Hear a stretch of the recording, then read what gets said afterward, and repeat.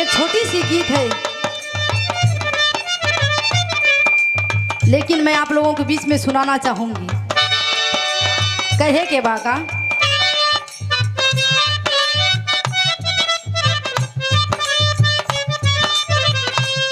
अनिल भैया, ये प्यार ऐसा चीज बा, कब के कहाँ हो जाई पते न बा। कहीं खेते में तो कहीं ऊखी में तो कहीं रहरी में। ये प्यारा सारा बड़ा खराब है, ऐसे जितना आप लोग दूर रह जाए बहुत बढ़िया रहे। कहे के बा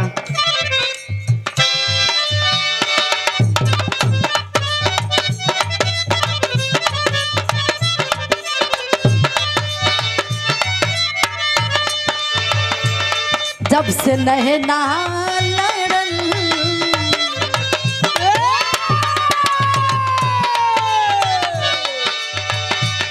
जब से नहना लड़ल बात आगे बढ़ल,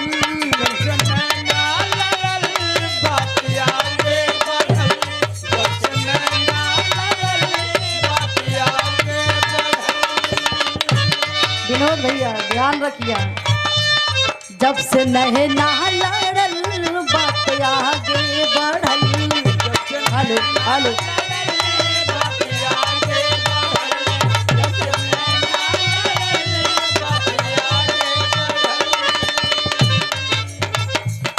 जब से नहना लड़ल बात आगे बढ़ल,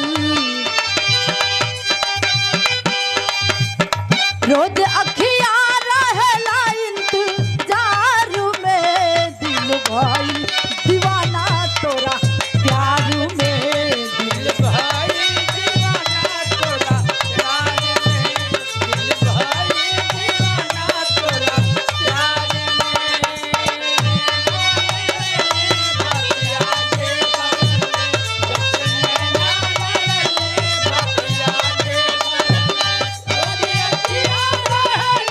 क्या बात है?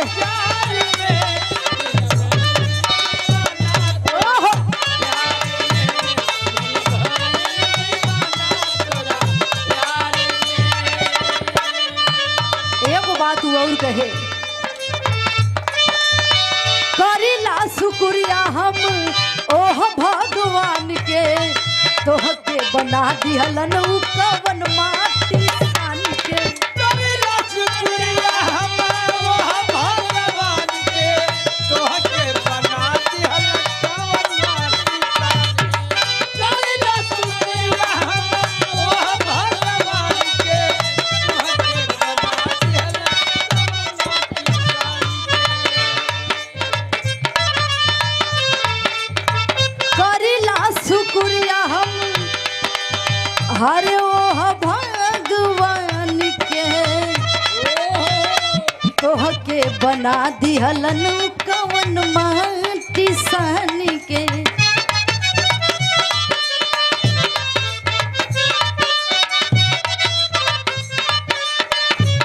पूरा चैन छीन जाला मोर अखिया से होला,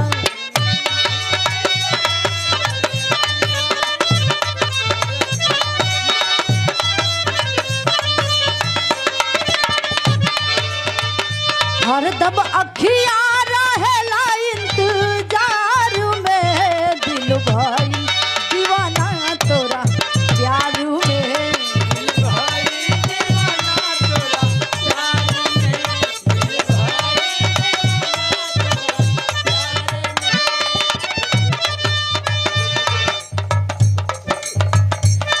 हेलो। लेकिन कहना है धन्य हम लोगों के मसीहा, हम लोगों के भगवान डॉक्टर बी.आर. अम्बेडकर बाबा साहब, जिनकी बदौलत पूरी दुनिया पूरा भारत चल रहा है। लोग बताते हैं एक तरफ अम्बेडकर के खिलाफ दुनिया सारी थी, धर्म के नाम पर चलने वाली गद्दारी थी, लेकिन कुछ ना कर सका बैरी। क्यों? क्योंकि अम्बेडकर की कलम तलवार से भी भारी थी, तलवार से भी भारी थी। कहना है क्या?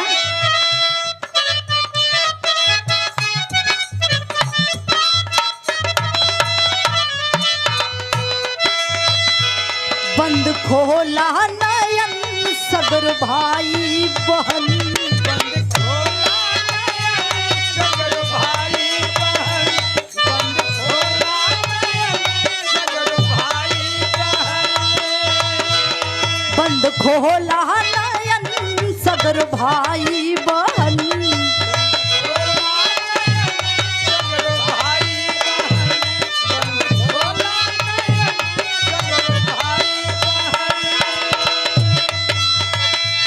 मातृभूमि तोहरो इंतजार में। कहना है धन्य हम लोगों के मसीहा, हम लोगों के भगवान डॉक्टर बी.आर. अम्बेडकर बाबा साहब, जिनकी बदौलत आज हम चैन की सांस ले रहे हैं इस मंच पे, आप लोगों के बीच में गाने की बदौलत। धन्य हम लोगों के मसीहा, हम लोगों के भगवान डॉक्टर बी.आर. अम्बेडकर बाबा साहब के बदौलत।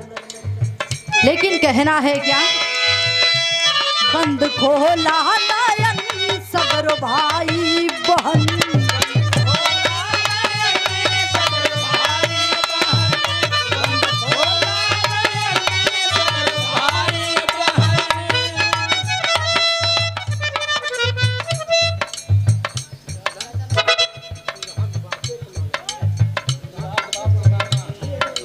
और ये देखिए प्रमादड़ी दूल्हे के पिताजी के मामा की तरफ से 50 रुपयों का आशीर्वाद पाँव छोड़ के प्रणाम करती हूँ, आशीर्वाद की कामना हो। हेलो, कहना है क्या, बंद खोला नयन सगर भाई बहन,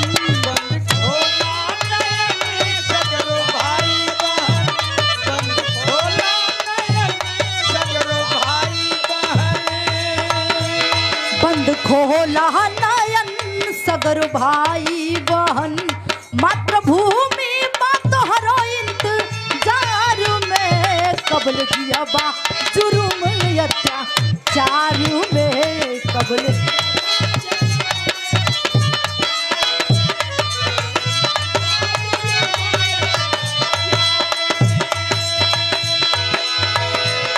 बंद खोला नयन सगर भाई बहन,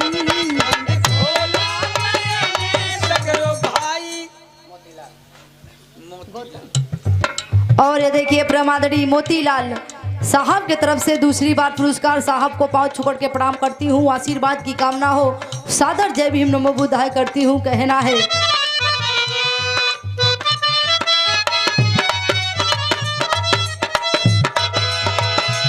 बंद खोला नयन सगर भाई बहन,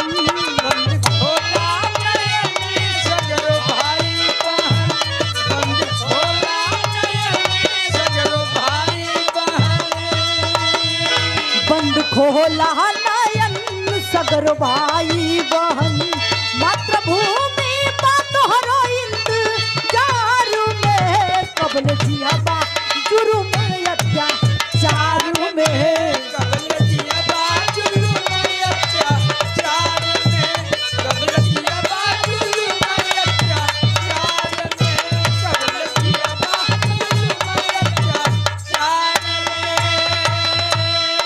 लेकिन कहना है, अगर बाबा साहब नहीं होते, अगर बाबा साहब नहीं होते, देश महान नहीं होता। अगर बाबा साहब नहीं होते तो कोई संविधान नहीं होता साहेब।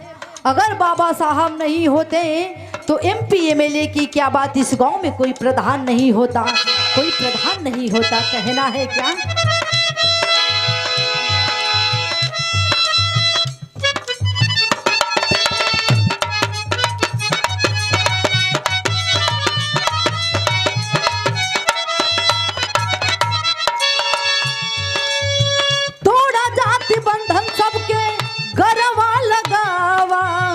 उजड़ल चमन फिर से गुलशन सजावा,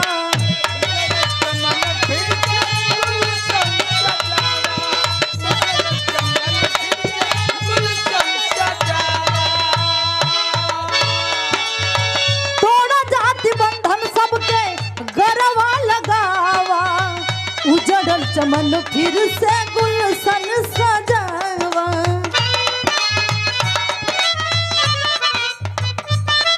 कहे के बाद करबा आपस में लड़ाई, सगरो हक छीन जाई,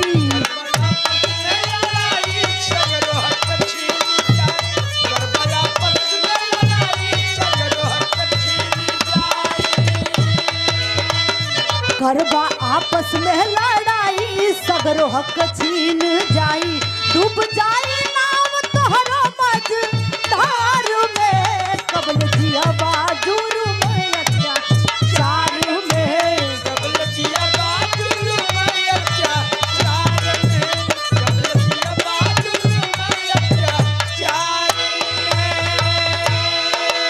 आप लोगों से कहना है, आप लोगों से निवेदन है, आप लोग समझ जाइए, किसी के बहकावे में मत जाइए।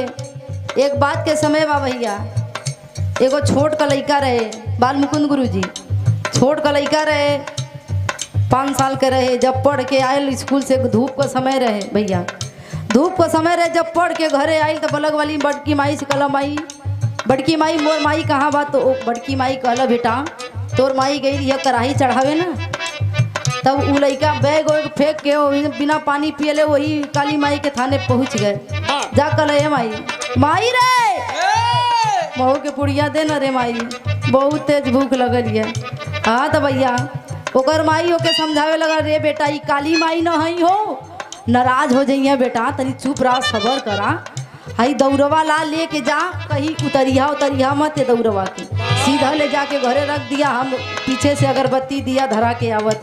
हाँ तो लड़का छोट रहे, 5 साल का रहे भैया, दौरा उठौला कपारे पे चल दे हलस रास्ता में। आ जब रास्ता में गई बाल मुकुंद गुरु जी ओके 1 नंबर लगल। और छोट रहे, कितनो बर्दाश्त लड़का करी तो उसे बर्दाश्त ना होई, उसे बर्दाश्त ना भयल। हाँ तो दौरा यही तरह कपारे पे ले ले बा, ऐसे ही ऊपर ताकत बा। आ जब बर्दाश्त ना भइल तो वही जन खड़ा होके उ लड़का अपन वाली कैले है, वही जन पेशाब करे लगल उ लड़का। आ तब तक यही तरह दौड़वा लेके यही तरह खड़ा बा, आ तब तक यही तरह धीरे से नीचवा ताक देलस उ लड़कवा। आ तब तक 2 गो पुड़िया वही दौड़वा में से भुइयावा गिर गई भैया। पानी तो पहले ही के दिहले रहना जल, आ 2 गो पुड़ियो गिरा देला। सोचना कि माई आई तो बहुत बोली, भाग गई ना एकदम वही जन से, एको बेर तकला उकला ना।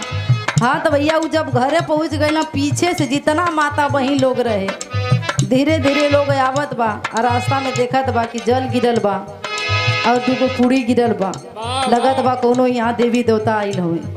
हाँ तो जितना लोग रहे, 2 गो पूड़ी जल 5 बेट लोग टिकल जाला, वही से टिक दे लोग। हाँ तो यही तरह टिकट टिकट लोग चल गए। हाँ तो भैया यही तरह देवी देवता लोग पैदा होलन, वही दिन से उनके पुड़ियावा पुड़ियावा बाबा लोग कहे लगे। कहे के बा